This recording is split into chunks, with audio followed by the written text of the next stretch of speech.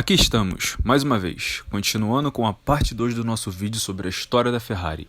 No ano de 2000, a Ferrari substituiu Irvine por Rubens Barrichello. A temporada começou até que bem, com Schumacher e Barrichello garantindo uma dobradinha na Austrália, depois que ambos os pilotos da McLaren se retiraram da corrida. O alemão venceu 9 das 13 corridas, garantindo assim o seu terceiro campeonato e se tornando o primeiro piloto da Ferrari a conquistar o título desde Jody Scheckter, no ano de 1978. Barrichello conquistou sua primeira vitória no Grande Prêmio da Alemanha, marcando a primeira vitória brasileira desde a morte de Ayrton Senna em 1994. O ano de 2001 foi um passeio para Schumacher.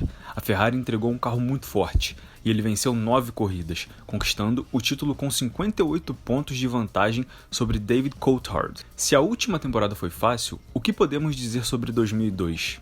A Ferrari venceu 15 das 17 corridas. Schumacher, por sua vez, igualou os 5 campeonatos de pilotos de Juan Manuel Fangio, com 11 vitórias.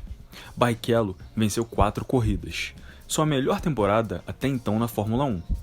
Devido à dominância da Ferrari, a Fórmula 1 tentou mudar as regras para reduzir a diferença entre a Ferrari e o restante do grid. No ano de 2003, vimos um campeonato mais equilibrado. Schumacher terminou em primeiro, apenas 2 pontos à frente do jovem Kimi Raikkonen no campeonato de pilotos. O piloto da Ferrari venceu 6 corridas contra apenas uma vitória do piloto da McLaren, que foi mais consistente ao longo da temporada por toda a via. Barrichello venceu mais 2 naquele ano. Schumacher era agora o piloto com mais títulos na história da Fórmula 1, com 6. No ano de 2004, a Ferrari dominante estava de volta.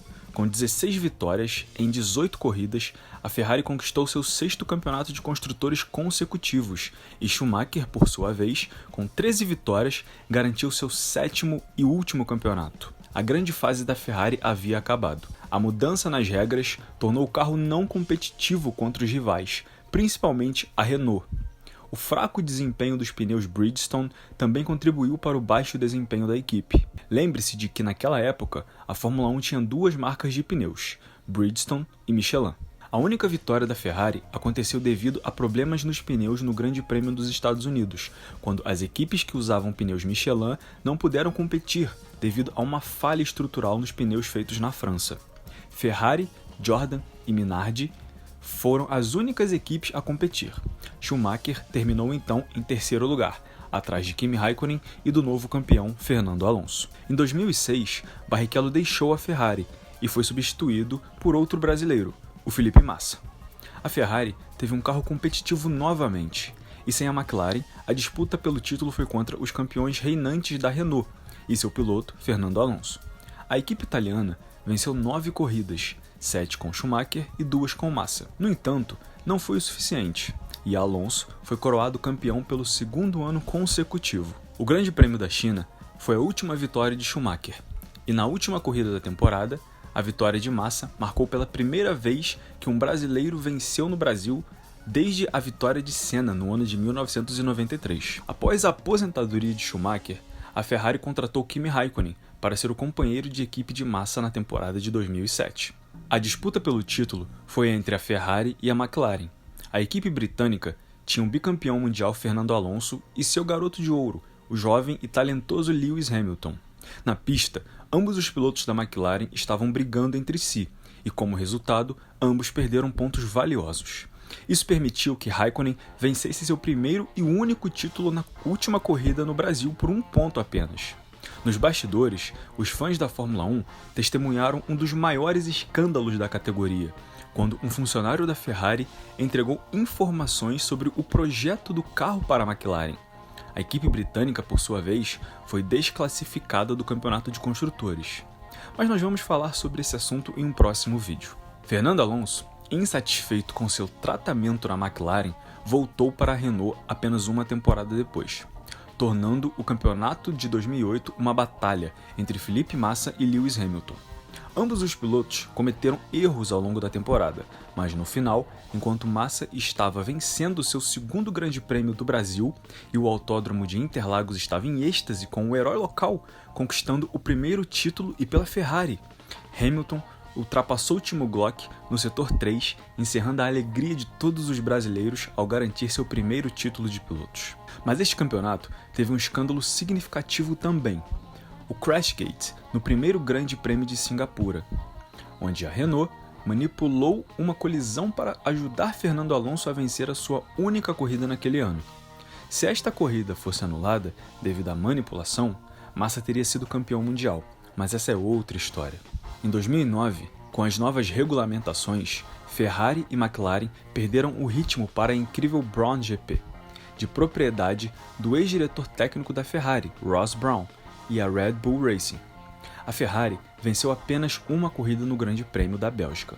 Em 2010, apesar de ter mais um ano de contrato, Raikkonen deixou a Ferrari e foi substituído pelo então bicampeão mundial Fernando Alonso. O piloto espanhol lutou até a última corrida pelo título contra o piloto da Red Bull, o jovem piloto Sebastian Vettel. Mesmo com 5 vitórias em comparação com as 4 do alemão, em Abu Dhabi, Alonso não conseguiu ultrapassar o piloto da Renault, Vitaly Petrov, e terminou em 7º lugar, enquanto Vettel venceu a corrida e o título daquele ano. Em 2011, a Ferrari foi apenas o terceiro melhor carro no grid e só conseguiu vencer uma corrida. Vettel dominou mais uma vez e conquistou seu segundo título. 2012 foi a temporada com 6 campeões mundiais no grid e 7 pilotos diferentes venceram as 7 primeiras corridas na temporada. Mas à medida que a temporada se aproximava das últimas corridas, apenas Alonso e Vettel ainda estavam lutando pelo título. No entanto, na última corrida no Brasil, mesmo com Alonso terminando em 2º lugar, Vettel fez uma incrível recuperação após um péssimo início e terminou em 6º, mais uma vez esmagando as esperanças da Ferrari de ganhar um campeonato. Em 2013, a Red Bull e Vettel dominaram mais uma vez. Alonso venceu 2 corridas, mas nenhum outro carro conseguiu competir contra as Red Bulls. Já no ano seguinte, a Fórmula 1 introduziu novas regras de motores. O novo motor híbrido, que deveria tornar a categoria tecnologicamente relevante, acabou sendo um desastre nos primeiros anos. A escalação da Ferrari para 2014 incluía Fernando Alonso e o retorno de Kimi Raikkonen, após o finlandês ter 2 ótimas temporadas na Lotus. No entanto, com carros com desempenho fraco e a Mercedes sendo a única fabricante com experiência nos motores híbridos, a Ferrari ficou de fora da disputa. Hamilton, agora na Mercedes, venceu seu segundo título. Apostando em um desempenho melhor dos motores Honda, Alonso deixou a Ferrari e voltou mais uma vez para a McLaren, o que se mostrou um grande erro naquela época. Sebastian Vettel realizou o sonho de infância e se tornou piloto da Ferrari. A equipe italiana melhorou seu motor e venceu 2 corridas em 2015.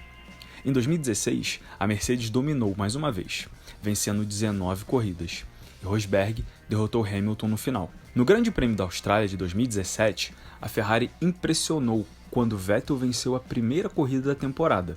O carro era bom o suficiente para dar ao alemão uma chance no título, mas Hamilton teve uma forte segunda metade de temporada, e eles terminaram empatados com 4 títulos cada. 2018 foi uma temporada dolorosa para os tifosi.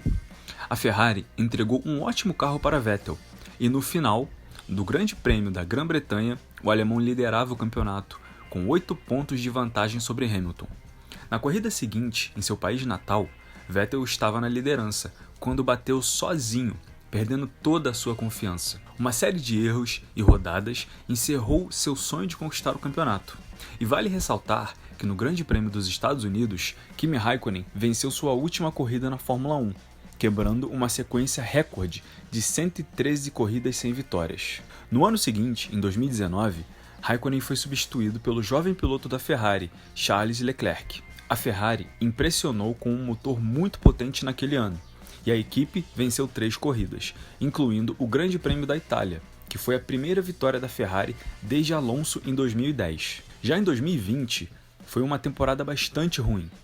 Após a FIA banir o motor da Ferrari de 2019 por ser ilegal, o novo motor foi muito ruim, e a equipe não teve ritmo para brigar na frente. 2021 foi, para mim, a melhor temporada da Fórmula 1, mas não para a Ferrari. A equipe italiana melhorou seu motor, mas optou por focar nas novas regulamentações introduzidas em 2022. Além disso, em 2021, Vettel acabou sendo substituído por Carlos Sainz. Com as novas regulamentações introduzidas em 2022, a Ferrari exibiu uma performance impressionante na primeira corrida da temporada, garantindo uma notável dobradinha com Leclerc na liderança e Sainz logo atrás em segundo.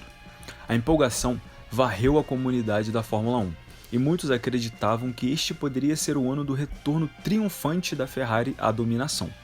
No entanto, esse otimismo foi de curta duração. À medida que a temporada avançava, a Red Bull conseguiu igualar o ritmo da Ferrari nas corridas iniciais. O ponto de virada ocorreu com a mudança na regra de altura no Grande Prêmio da Bélgica. Em vez de aumentar a competitividade, a decisão da FIA favoreceu inadvertidamente a Red Bull, tornando-os ainda mais rápidos. Essa reviravolta inesperada acabou com todas as esperanças de um ressurgimento da Ferrari, apesar da equipe conquistar 4 vitórias no ano de 2022. No ano seguinte, 2023, na última temporada, foi testemunhado a dominação da Red Bull e de Max Verstappen, ampliando ainda mais a diferença entre Ferrari e seus concorrentes Mercedes e McLaren. Apesar das lutas e dos períodos de má sorte da Ferrari na última década, há uma crença firme e forte de que o cavallino rampante sempre fará um retorno para competir no mais alto nível.